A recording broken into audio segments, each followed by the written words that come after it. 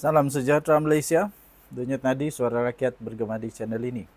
Saya terkejut melihat satu berita pendedahan terbaru bahawa cucu Tun Mahathir, cucu kepada Tun Mahathir rugi sebanyak 1,8 juta ringgit Malaysia.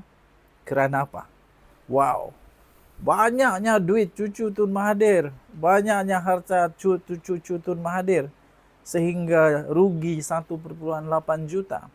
Rakyat biasa nak dapat RM10 pun susah, nak dapat RM100 pun susah, nak dapat RM200 pun susah. Tapi cucu Tun Mahathir rugi 1,8 juta. Kenapa? Wah, dari mana? Dan bagaimana dia rugi 1,8 juta? Tunggu saya dedahkan kepada tuan-tuan. Tapi sebelum itu saya ingin perkenalkan satu produk. Nama dia Transofactor. Ini adalah imun molekul paling kuat di dunia yang telah dibuktikan oleh saintis. Dan telah masuk di dalam buku Jurnal Saintis Dunia menyatakan bahawa ini adalah miracle molecule. Boleh meningkatkan imun badan sehingga 437% kekuatan imun badan. Telah dibuktikan secara saintifik, ada Transofactor Clinical Abstract dan telah masuk di dalam buku rujukan para doktor di serata dunia. Boleh meningkatkan imun badan bagi anda yang ada masalah penyakit sedang berikhtiar untuk mau sembuh, menguatkan imun badan. Ini boleh meningkatkan imun badan hingga 437% mengikut saintis punya kajian. Jadi apa sekalipun penyakit di dunia ini memerlukan imun badan yang betul-betul optimum. Jadi apa sebabnya cucu Tun Mahathir rugi 1,8 juta? Ini dia. Kerana kediaman telah dipecah masuk. Cucu Tun Mahathir rugi 1,8 juta kerana kediaman telah dipecah masuk.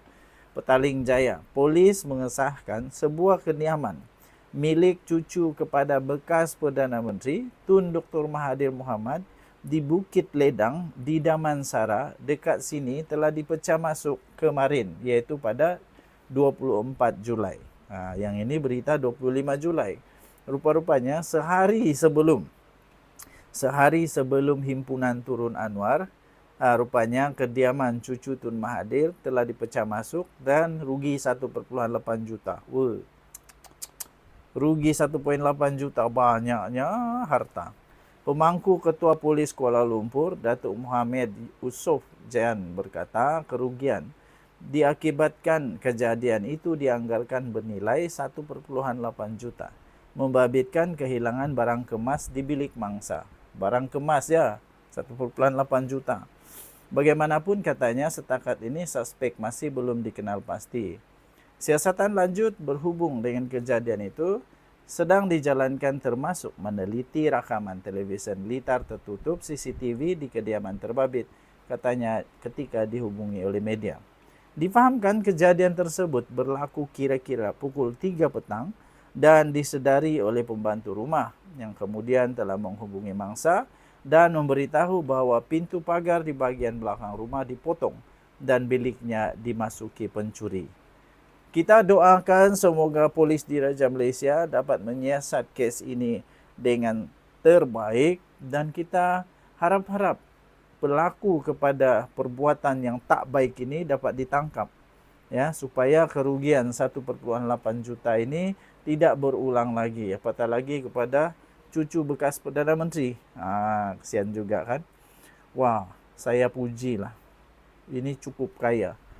Cukup kaya. Sebab kenapa? Baru barang kemas sudah lebih 1,8 juta. Hebat.